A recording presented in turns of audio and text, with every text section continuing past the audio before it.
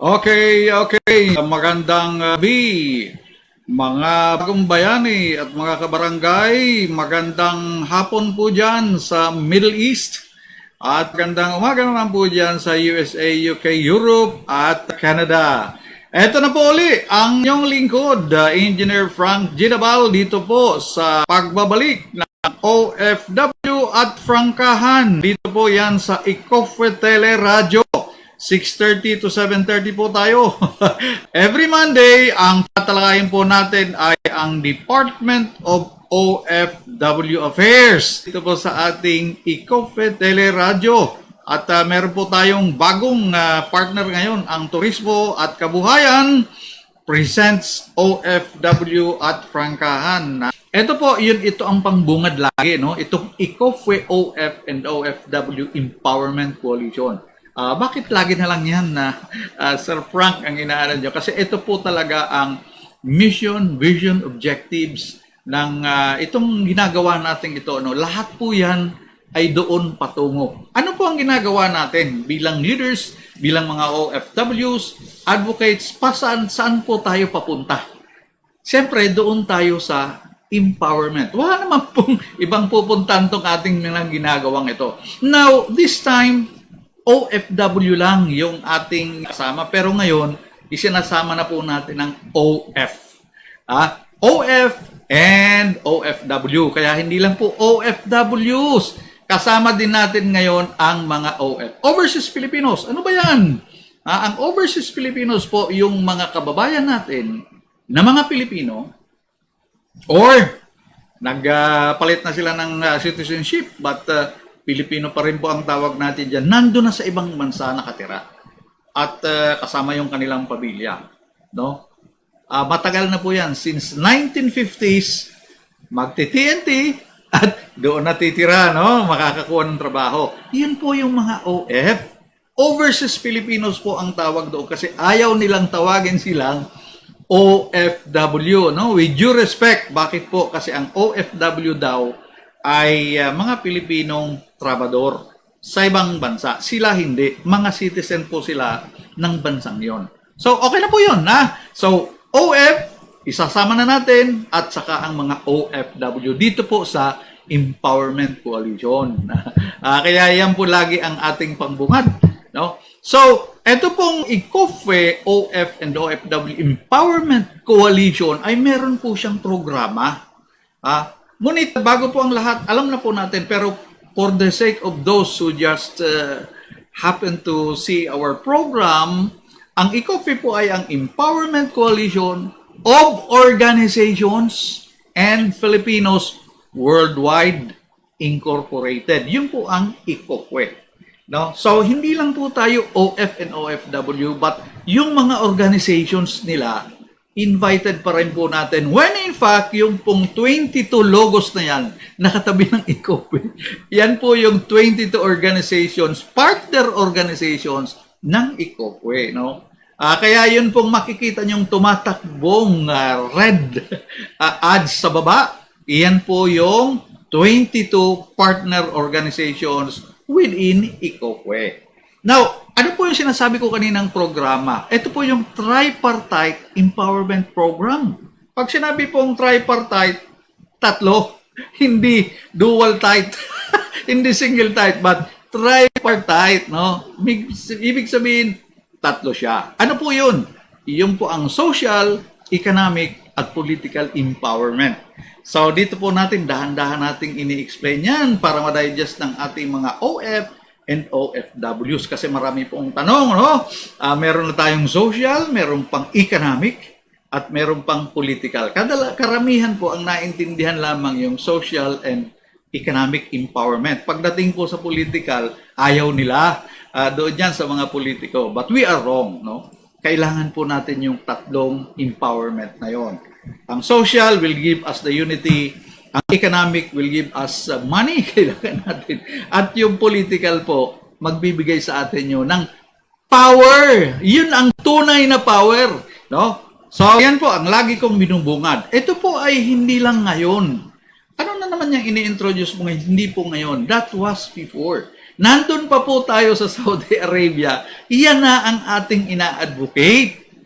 Yung po mga kasamahan ko doon sa Riyadh, maaalala po nila yan. Tingnan nyo naman po ang logo. No? Napaka-awkward pa ng logo natin noon. But that stands for Economic, Social, and Political. Binded by a ring. And it is supported, yung OFW empowerment po, yung nasa taas na yon, yung dalawang plato, no? Kaya po plato kasi dalawa, isang maliit, isang malaki. Kung isa lang po yan, plawan yan, no? And sa baba naman po, nandun yung base, no? Andun po yung base, yung Co-op Bank at Department of OFW at yung cooperative. Ayan. So, iyan po. Kaya matagal na po yan. Tinutuloy na lang natin dito kasi nandito na tayo sa Pilipinas. So, ngayon po dahil Monday, ang tatalakayin po natin yung Department of OFW. We need the Department of OFW now. Hindi po next year or hindi po sa susunod na administration, kundi ngayon. Sa marami pong dahilan. Yan. So bago po ang lahat, i-share naman nyo, no? I-share nyo naman yung sa mga kababayan nating OF and OFWs para naman malaman nila and ma-inform sila. Ano ba itong pinagkakaabalahan natin, no? So yan, Department of Overseas Filipinos Urgent Bill. Pero po, ito, bago ang lahat. And so, tuloy-tuloy po tayo dito sa ating talakayan ng Department of OFW. Yan po yung mga walang humpay, na mga walang pahingang OFW leaders sa online. A virtual follow-up, wala po silang tigil ng kapa-follow-up para naman sa Department of OFW ay maisabatas na, no? Yung department. So, yan po yung mga OFWs natin, no? At ito naman po ay kahit papano ay nagtagumpay naman tayo kasi yung matagal na nating inaabangan sa Kongreso na Department of OFW bill ay nailusot din. Sa sipag po ni Speaker Cayetano, siyempre hati sila sa posisyon na yun nung mailusot po yung Consolidated House Bill 5832. No? At yan po, of course, siyempre may bendisyon dyan ang ating mahal na presidente. Kung wala namang bendisyon ng ating mahal na presidente, hindi mailulusot sa Kongreso yan. After 4 decades po, 4 na dekadang ipinaglalaban ng mga congressional district representatives natin, ngayon lang nailusot, sa dami nila, ngayon lang po, ngayong administration lang ni PRRD, lumusot sa Kongreso ang consolidated bill ng Department of OFW. Malaking bagay. HB 5832. No? Kaya naman, siyempre, nung lumusot, pupunta po yan sa Senado. At medyo natulog doon ng ilang buwan.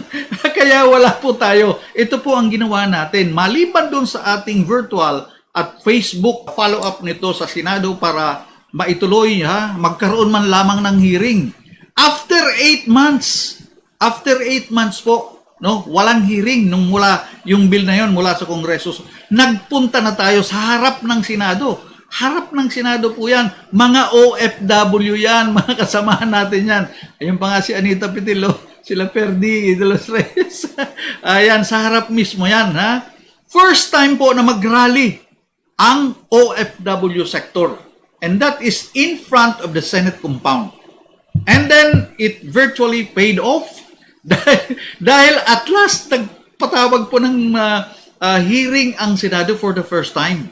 No? Nagpatawag po sila ng hearing December 7 and sinabayan po natin ng ng rally sa labas, no? At mula noon, yan, sunod-sunod na. Kaya eto na ang ating mahal na presidente. Yung campaign promise niya, talagang pinanindigan niya. Sinertify niyang urgent bill, yung pangatlong version ng bill ni Senator Bongo, no? So yan, since urgent bill na yan, sunod-sunod na po yung Senate hearing ng Senado at nag-invite na ng mga OFW leaders natin at walang humpay din tayong rally doon sa labas. Rally po ang tawag natin pero actually po yung hinihingi nating permit sa mayor ng Pasay City, si Mayor Rubiano, Thanksgiving Prayer Assembly lamang. Pero we are limited up to 10. No? Up to 10 participants. Pero at least po, binigyan tayo ng permit. Kaya nakakapag-conduct tayo ng OFW prayer rally na yan. And then, yan, nagpatawag na rin sila ng fourth Senate hearing. At ito po, yung fourth Senate hearing, medyo hindi maganda ang resulta kasi ang napag-usapan ay yung budget. Napag-usapan ang budget ng OWA, napag-usapan ang contingency funds ng DFA that is supposed to be allocated sa Department of OFW. Budget ang iniisip nila, samantalang sa ngayon po, there are several agencies of the government that deals with the OFWs at may kanya-kanyang budget yun. Iipunin mo lang yun at ilalagay mo doon sa isang departamento. Ano ba ang problema nyo? Hoy, mga senador! No? Problema nyo ba yan? Kaya yun po ang tinitingnan natin doon, delaying tactic. So, hindi po tayo tumigil. Ayan, ang mga OFW fighters natin tuloy-tuloy sa kanilang rally. No? Then, ano po ang nangyari? Doon sa last Senate hearing na in-schedule nila, ay hindi na po tayo nabigyan ng permit. No? Kaya medyo humigpit na yung Metro Manila at marami na namang COVID, hindi na po tayo nabigyan ng permit. So, hindi tayo nakapag-rally sa harap ng Senate. Pero ano po ang nangyari? No? Nagkaroon tayo ng consolidated position paper nitong mga OFW groups and organizations at yan po ay sinubmit natin through the courtesy of Mr. Sagami Kawayan. Siya po ang masusing nagpa-follow up talaga niyan. No? So, after this, no, pagkatapos po nito, what do we do next? Ano po ang ano po ang gagawin natin? Yan po ang sinasabi ko, mga kasamang OFW leaders and advocates, pati na po sa lahat po ng mga OFWs, OF and OFWs. Ang Department of OFW po ay nasa kamay ng mga senador. At ngayon, meron daw silang tinatawag na technical working group who is working on it at nagpapatawag naman sila ng ilang mga leaders and then ang pinag-uusapan nila is the technical side nitong Department of OFWs. Ang para sa akin lang po ay bakit kailangan mo ang technical working group? Samantalang ito pong Department of OFW is apart from the consolidated bill from Congress, nasa 33 po yatang congressman ang nag-sponsor ng bill at kinonsolidate yun. Dito po sa Bicol, yung dalawang congressman namin, si Congressman Salcedo from Albay and Congressman El Rey Villaferte, nito pong Camarines Sur. Kaya malaking pasasalamat po natin dyan, mga OFWs na nandito po sa Region 5 at hindi nyo kami pinabayaan dito sa bill na to, kasama po sila dyan. Consolidated Bill 5832, sinubmit na. At saka ito po, for the information of all, lahat po ng congressman, ki 33 man yan, ki 50 yan, 250 po ang ating congressman. Lahat po nang nag-sponsor ng bill, ng kanya-kanyang bill, lahat po ng pangalan nila at yung House Bill number ay kasama doon sa consolidated bill. No? Kaya, hindi po makakalimutan yung lahat ng nag-sponsor na yon. Ano po ang gusto kong i-relay dito? Ganon din po ang gagawin ng Senado. Yung 8 senators na yon, na nag-sponsor ng Department of OFW bill, ay magkakaroon po sila ng consolidated Senate bill at yung pong lahat ng author na yon nandun din kasi kinonsolidate nga. Senator Pimentel, Senator Bongo, Senator Villanueva, yung nagkataon na chairman, si Senator Ralph Recto, no? Nag-sponsor po yan. Manny Pacquiao, Cynthia Villar, Senator Revilla, sponsor din po yan. Pag kinonsolidate po nila yung Senate bill, ay nandun yung pangalan nila. So, what am I trying to say? Dito po sa OFW sector, kailangan din natin ang consolidated position paper ng mga OFW.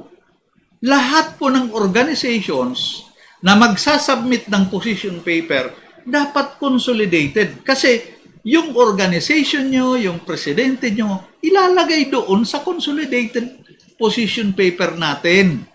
Lahat po tayong mga leaders at organizations natin na magsasubmit ng position paper, nandun sa isang consolidated position paper ng OFW. In this case, hindi po mahihirapan ang Senadong mag-isa-isa sa bawat position paper, pero mo isa-isahin mo yun. Iyan po ang isa na dapat nating gawin. Huwag tayong magkanya-kanya. No?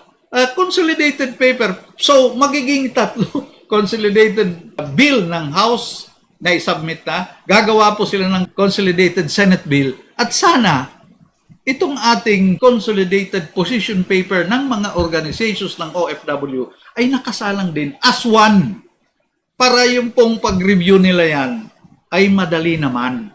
Hindi po tayo may isasantabi. Now, ano po ang 2 points na nakita natin doon? Yung proposal ni Sagami Kawayan na parang pinaka-consolidated position paper ng mga OFWs. Halos lahat po ay almost the same. The essence, the idea. Pero yun pong 2 punto doon. Unang-una po, yung OWA at saka POEA from the Senate bills ay attached lamang sa Department of OFW. Existing po ang OWA under DOLE at existing naman ang POEA also under DOLE. POEA is the recruitment agency of the government and OWA is the welfare agency ng gobyerno. Under po lahat ng DOLE yan. Ang mga nandyan sa proposed bills na yan ng Department of OFW, i-attach lamang. Ang ibig pong sabihin yan, wala na sa DOLE, pero naka-attach na sa bagong Department of OFW, but the organization and the structure of OWA and POEA remains the same and untouched. Kung sino yung administrator down the line, hanggang po sa janitor yan, policies intact, hindi magagalaw. At ganun din po doon sa POEA. Now, meron po tayong kanya-kanyang opinions dyan, but we have to be one. Lahat po ng OFW sector dapat iisa ang pinaglalaban. Ayaw po natin noon. Why? For the past 4 decades po, ano po ang nangyari sa mga OFW sa abroad? So, ano ang nangyari sa welfare? Ano po ang nangyari sa recruitment? Ano po ang nangyari sa ating programa? Sa deployment of OFW, if you are convinced, kung kontento po kayo sa 4 na dekada na pamamalakad ng OWA at POEA, then we will agree na attach lamang. But, no. Sa marami pong dahilan. Wala tayong oras ngayon kung isa-isay natin yung mga problema na. At alam po natin kung ano yung mga problema na yun. So, bakit mo i-attach lamang yan? Ang unang bill na pinail ni Bongo, abolish at magbuo ng bago. Yung pangatlong bill, naging attached na lamang. So, maybe there is compromise. I'm not sure about this, But it seems to be. Yan po ang unang punto. So, yun ang pinaglalaban ngayon ng mga OFWs na hindi lang po attached. Dapat merong say ang magiging secretary ng Department of OFW towards this agency. Kasi authority po ang POEA, Overseas Workers Welfare Administration. So, meron silang sariling pamamalakad. At hindi po pwede makialam dyan ng secretary. So, paano na? Paano yung mga korupsyon na nangyari dyan sa baba? Yung mga tao na yan are political, mga bata-bata ng mga iba't ibang administration. Now, they are protected by law as far as employment is concerned. Pero, yung administration decides and policy, kailangan may pakialam ang Department of OFW. So, yan po ang punto. Ang pangalawang punto na ipinaglalaban ng mga OFWs doon po sa Consolidated Position Paper ay yung pangalan. Nagkakatalo tayo sa pangalan. Because halos lahat po ng agencies na yan, ayaw nila sa Department of Overseas Filipino Workers. Ang mga dahilan po, marami. Saring dahilan. Ang ipinasa ng Kongreso, Department of Filipinos Overseas and the Foreign Employment. Hindi po Filipino workers. Yung overseas landon lagi. Yung Filipino landon lagi, pero workers wala. Yun ang gusto naman ng mga OFWs. Nandun yung workers. Dahil yun po ang signature natin. On the other hand, ito namang nasa Senado ngayon, DOFIL, Department of Overseas Filipinos. Wala na namang worker. So, may malaking rason po sila dyan. Alam mo kasi, yung department po kasi pag ginawa yan, hindi lang naman yan para sa workers. Kaya kung ano man, it's up to them. Pero ito pong, as what I'm saying, ito pong department na ito ay, yun ang pinaglalaban, yung 2 points na yun. Hopefully, itong technical working group, ay i-consider nila yon. No? So, bakit hindi na lang natin pagbigyan? Isingit na lang yung workers, Department of Overseas Filipino Workers and migrants, or whatever, dagdagan na lang, no? Iayos na lang. But anyway, it's up to them, no? Wala po kasi tayo doon sa technical group. So, ano po ang dapat nating gawin? No? Meron pong tumawag sa akin, attorney, engineer, chairman, kung namumroblema kayo sa pagbuo ng Department of OFW, ang last recourse nyo is People's Initiative. People's Initiative. Yan po ay, hindi naman yan, pero kamukha, ano po natin sa Constitution, 1978 Philippine Constitution, meron pong nilagay silang provisions na kung merong isang bagay na kailangan ng bansa para sa mga tao at hindi lumulusot sa Kongreso at sa Senado, pwede po tayong padaanin sa isang People's Initiative. Pero kailangan ang 6 million signatures or I think 10 or 5% of the total voting population. Now, matatagalan po tayo dyan. Yan po ang isusunod nating tatalakayin sa susunod naman na ating programa. Marami pa naman tayong programa. Ayan. So, paki-share naman po natin ang itong OF and OFW. So, greetings po muna tayo. Every Monday, ang tatalakayin po natin ay ang Department of OFW Affairs. Ayan. So, dito po yan, live streaming. Dito po sa ating Ikofe Teleradio.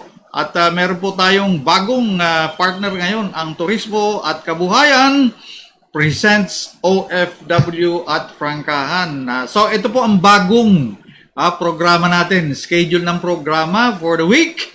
Ang Monday po ay ang OFW Frankahan, Department of OFW po ang tatalakayin natin. Kaya ito po, uli ang inyong lingkod, Engineer Frank Labal, at halan po ng ating mga technical staff, Pai Sanabal, Jano Montañez, po uli ang OFW. Maraming salamat lahat po ng nanood at nakinig dito sa ating programa. Magandang gabi, Agong Bayani at mga kabarangay.